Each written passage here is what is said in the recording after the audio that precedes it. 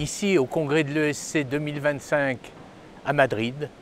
On vient de présenter pour la première fois un consensus portant sur les maladies mentales et les cardiopathies.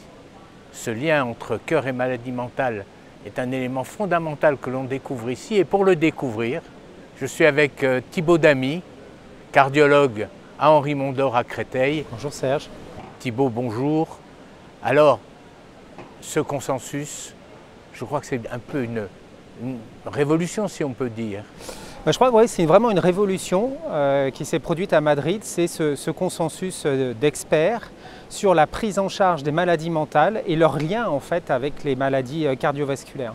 Je crois que c'est important parce que les cardiologues finalement, on voit beaucoup de ces patients qui ont des troubles mentaux qui peuvent être légers ou plus sévères et qui ont cette association avec les maladies cardiovasculaires. Et il faut préciser que cette association, elle se fait dans les deux sens. Exactement, donc c'est une forme de cercle en fait, c'est-à-dire que lorsqu'on a une pathologie cardiovasculaire, on peut développer évidemment un trouble mental. Donc évidemment, je pense que ça va parler aux cardiologues, mais la mort subite, un infarctus, une maladie grave comme l'insuffisance cardiaque ou l'amylose peut entraîner de la dépression et de l'anxiété, mais aussi d'autres troubles mentaux qu'on sous-estime sûrement dans notre pratique, qui est l'état de stress post-traumatique suite à ces événements.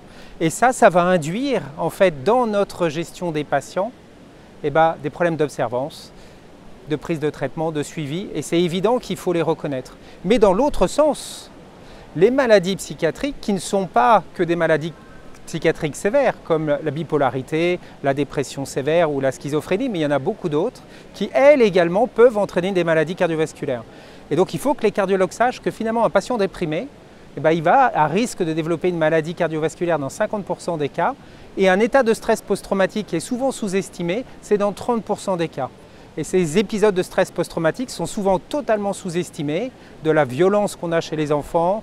Enfin voilà, il y a beaucoup de choses. Et ce consensus, en fait, met tout en évidence. Et je crois que c'est une révélation, 60 pages à lire, il ne faut pas les rater. Et puis, il faut dire aussi que les troubles mentaux, en général, sont vecteurs de facteurs de risque cardiovasculaire. Alors, obésité, alors addiction. Obésité, addiction, non-respect des règles hygiéno-diététiques comme tu le dis, donc également pas d'activité physique. Et puis quand souvent le premier réflexe en fait ça va être de mettre des médicaments psychotropes et que ces médicaments psychotropes peuvent aggraver les facteurs de risque. Et là encore une fois dans ces guidelines, il y a la liste, dans ce consensus, il y a la liste de tous les médicaments à effet psychotrope et leurs conséquences sur les facteurs de risque cardiovasculaire pour aider en fait les cardiologues à gérer ça. Et donc surtout aussi dans ces guidelines, ce qu'il y a, c'est comprendre comment repérer ces troubles mentaux chez nos patients, avec tout d'abord bien sûr reconnaître leur existence, comment aller les surveiller, avec les découvrir, avec bien sûr l'évaluation aussi par des micro-questionnaires. Et puis aussi, il explique quelque chose qui va être fondamental, c'est la création en fait de la cardiopsychoteam, c'est-à-dire que oui, on a fait des teams en fait pour tout, et là, il y a probablement aussi quelque chose à faire. Et dans cette gestion en fait de ces troubles, donc les repérer, les identifier, et puis après, quoi en faire? Et là, quoi en faire, c'est pas forcément dégainer tout de suite les médicaments, ça va être tout d'abord d'avoir tout ce qui est non pharmacologique, c'est-à-dire repérer, aider, écouter, l'empathie, adresser les patients bien sûr à des psychologues et ou des psychiatres, donc se constituer sa psychoteam, cardiopsychoteam à côté de soi, et puis après bien sûr envisager éventuellement les médicaments. Alors il faut, si on veut simplifier, il faut à chaque fois penser à interroger les patients, à leur poser ces fameuses questions. Alors elles s'appellent Goulet ou elles s'appellent différemment dans le consensus, mais c'est un acte, c'est une démarche active. C'est une démarche active.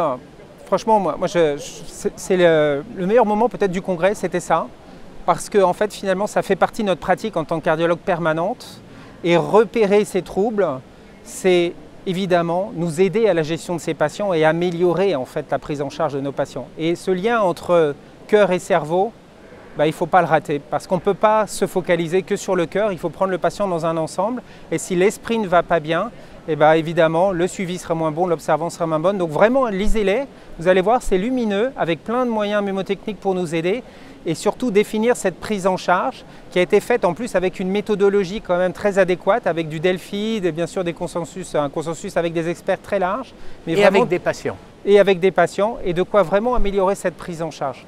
Et puis il y a un point fondamental qui est le rôle du professionnel de santé dans la gestion de ces troubles. Alors évidemment, et ce qui est important dans ces guidelines, c'est qu'ils parlent aussi du statut mental en fait du soignant.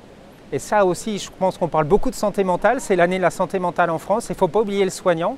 Et il y a effectivement des recommandations pour prendre soin des soignants au niveau de leur santé mentale. Parce que si les soignants ne vont pas bien, les patients ne sont pas pris en charge. Je crois qu'on a résumé, bien entendu, on ne peut pas aller dans les détails, il y a des tableaux avec la toxicité médicamenteuse. Je pense qu'on va en reparler souvent. Ouais. Mais voilà. Donc en tous les cas, merci Thibaut. Merci Serge.